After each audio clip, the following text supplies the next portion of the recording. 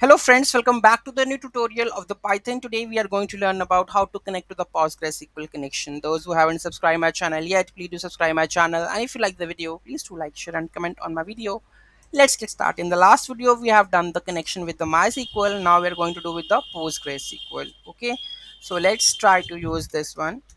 Okay, so this is our Postgres. So you have to install this package and pip install this package name. Okay, then we have again the function that is click connection. You have to add the credentials over here, the host, the username, I think Postgres, and the password would be admin, I'm not sure, and the REST API would be my database name.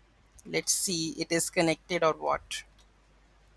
Okay, let's save this and go to the terminal. I'll run the command connected to the Postgres. That means connections are correct.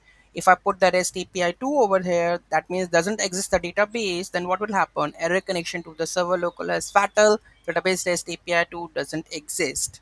Okay, so you have to pass the credentials over there, then print that the connected to the Postgres, else you will print the operational error with print that error. Okay, and here connection create, you're calling this function, and then if connection, then close that connection also. Okay, so this is how you are able to connect to the PostgreSQL using the Python. Any doubt, any query in that, do let me know in the comment section. Thank you so much for watching this video. Have a great day.